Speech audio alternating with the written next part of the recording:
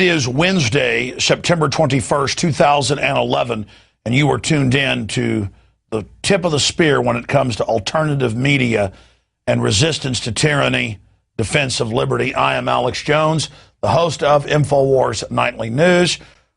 I want to thank all of the subscribers to PrisonPlanet.tv and InfoWarsNews.com, as well as our extremely hardworking crew for the research and work they're doing. This is a team effort, and I want to thank all of you for being part of it. We are certainly developing the future of the new alternative media that is becoming the dominant media as the globalist corporate whore media recedes into history. We are also teleprompter free.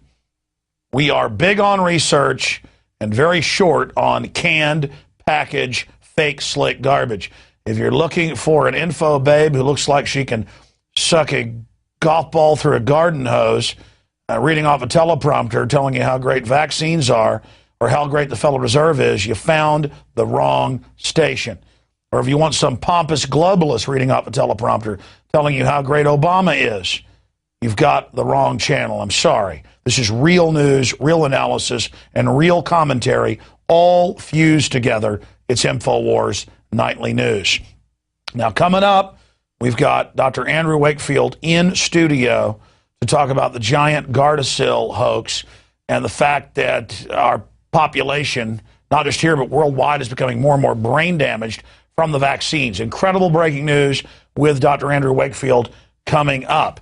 And as promised, we're going to have an in-depth report on vaccines, population reduction, sterilants, autoimmune diseases, packaged in vaccines. That is all coming up tonight ahead of Dr.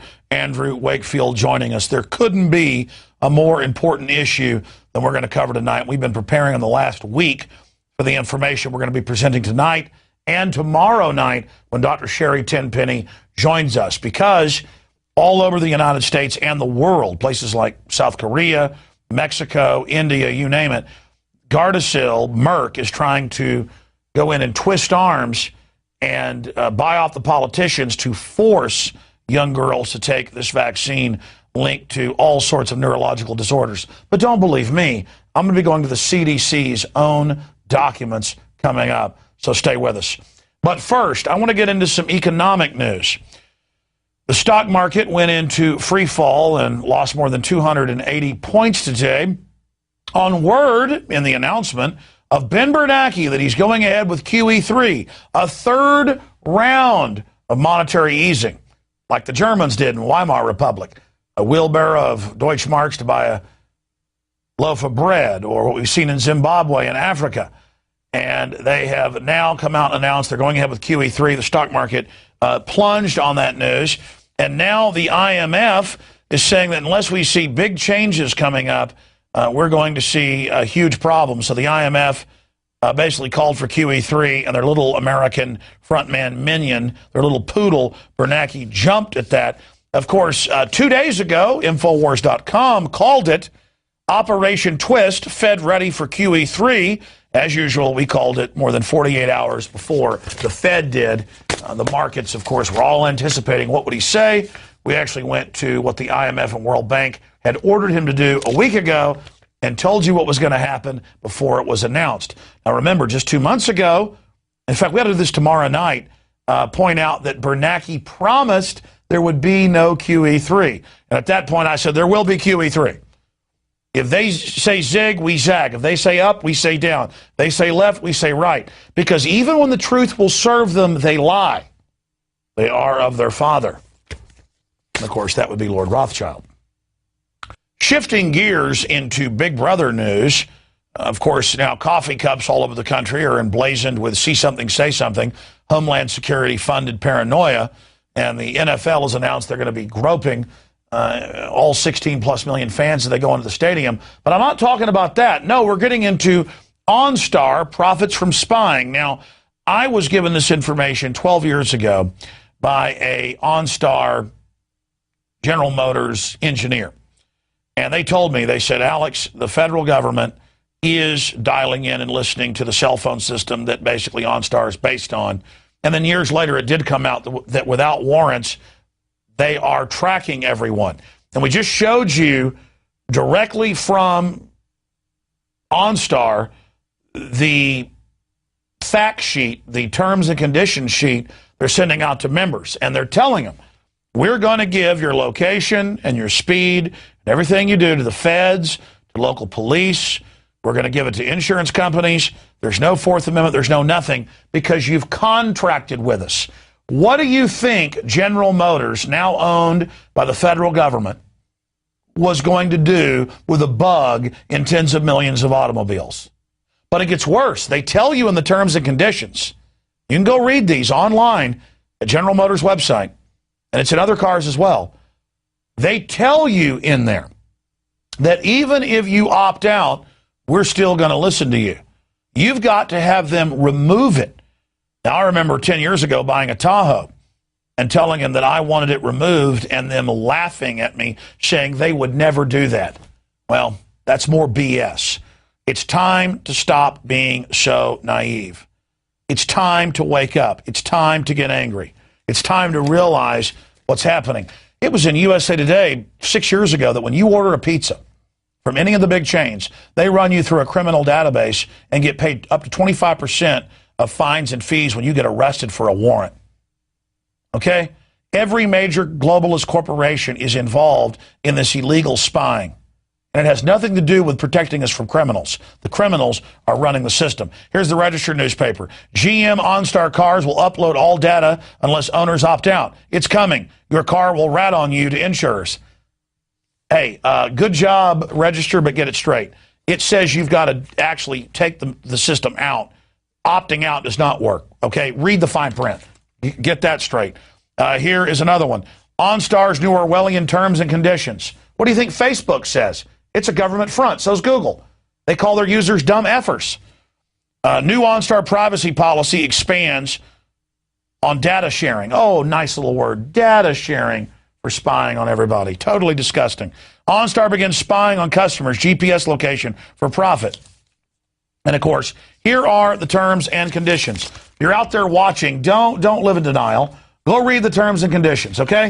It's always been set up for that. Google 5 years ago put out a press release and admitted that they're using the cameras and microphones on board if you have a Google dashboard, and they're watching you inside your house. Just like Philadelphia schools said they're watching kids in the showers at home. Okay?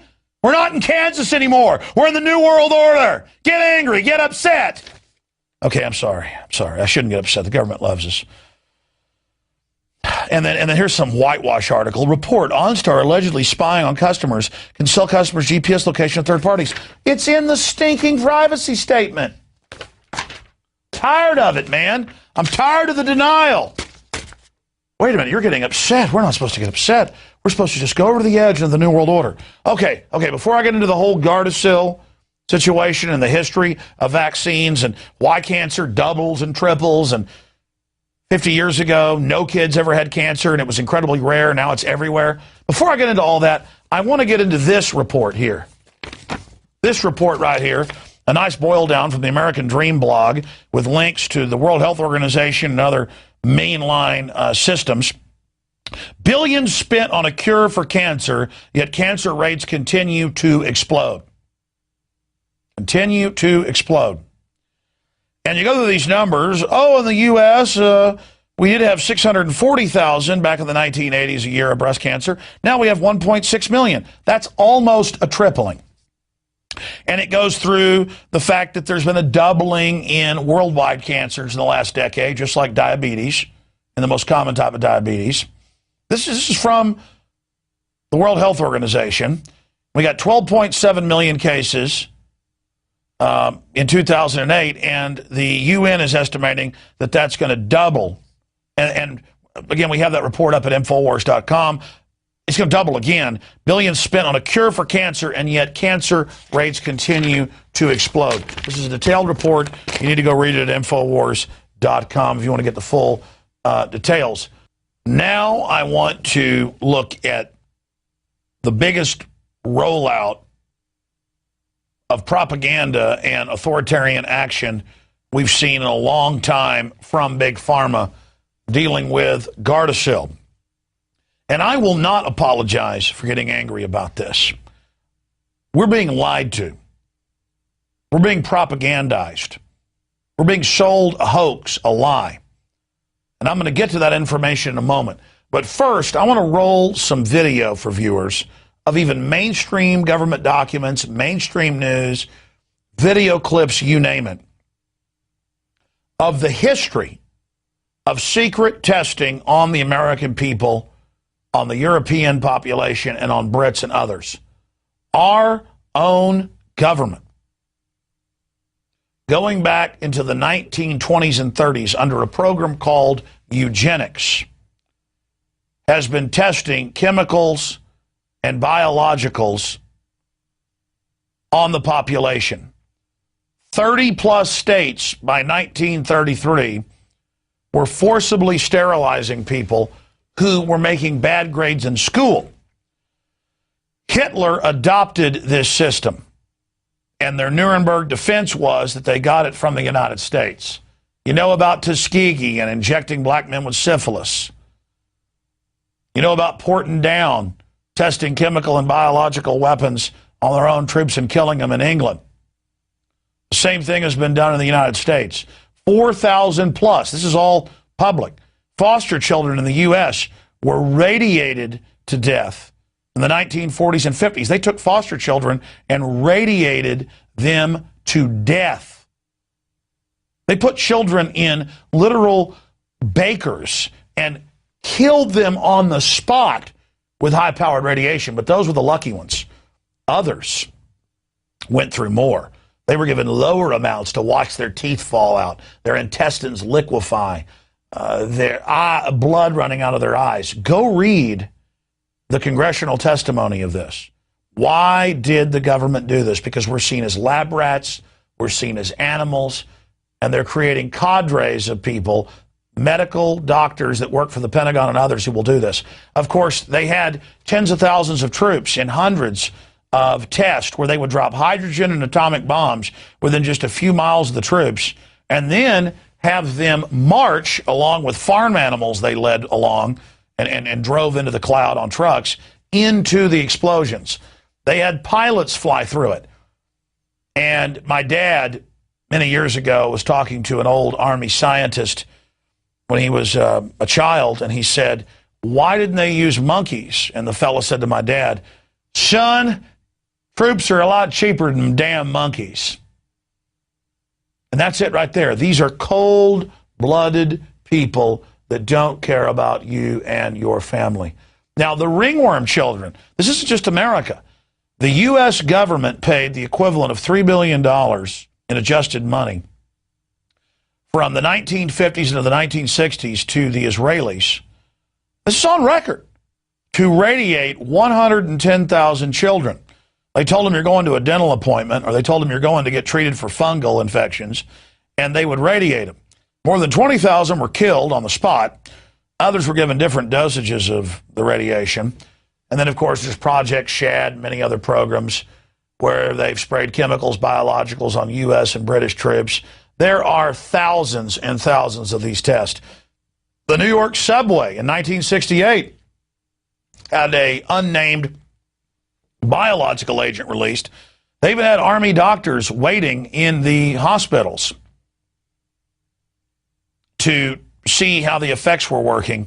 They've also legalized in federal regulations that U.S. foster children, the last cases I saw were in 2005, we just showed you some of the articles, New York Daily News, where they took young black children from their parents and fed them pesticides until they died. The children would beg and plead. They would take healthy children, and after a week of the testing, they were strapped down begging for their lives as they were tortured to death.